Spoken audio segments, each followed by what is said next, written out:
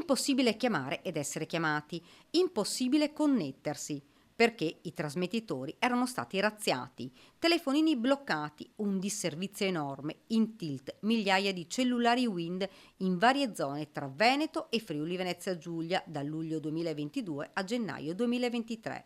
I 6 mesi da incubo in cui ha operato la banda delle antenne, 37 colpi messi a segno per i 4 ritenuti responsabili, tecnici specializzati dipendenti di una società di Monselice, nei confronti dei quali la Procura di Treviso ora ha chiuso le indagini e per i quali si attende la richiesta di rinvio a giudizio. Secondo gli inquirenti, 4, agendo sempre tra loro in coppia, fingevano di dover fare degli interventi di manutenzione agli impianti di trasmissione.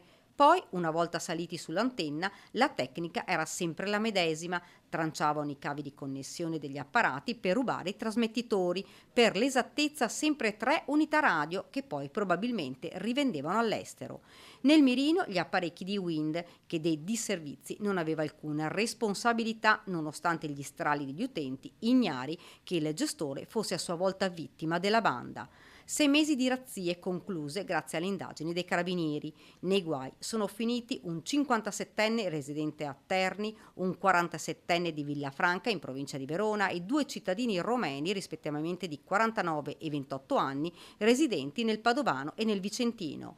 Il primo colpo a cornuda, depredando l'impianto Wind di via Ugo Foscolo. Poi, vista la facilità del colpo, i 4 hanno pensato bene di continuare su quella strada con un'impressionante sequenza di raid. Nella Marca, a Oderzo, Castelfranco, Ponzano, Casier, Zero Branco, Videlago, Mareno di Piavo, Vittorio Veneto e Codogné.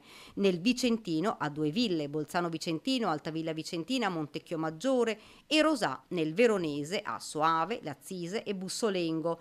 Nel Veneziano, a Spinea Mirano, a Borbiago di Mira, in Friuli Venezia Giulia, a Pordenone, Porcia, Fontana Fredda, Budoia, Aviano, Staranzano e Villese, spingendosi anche in Trentino Alto Adige, a Nave San Rocco e in Emilia Romagna, a Bagnocavallo, in provincia di Ravenna. Si tratta di atti da condannare fermamente. Il danneggiamento della rete digitale di comunicazione è un grave danno per i cittadini e per le imprese che necessitano di servizi digitali di comunicazione sempre più efficienti, oggi ed in futuro. È per questo che il governo ed Europa stanno investendo molto nella modernizzazione e nel potenziamento delle reti digitali.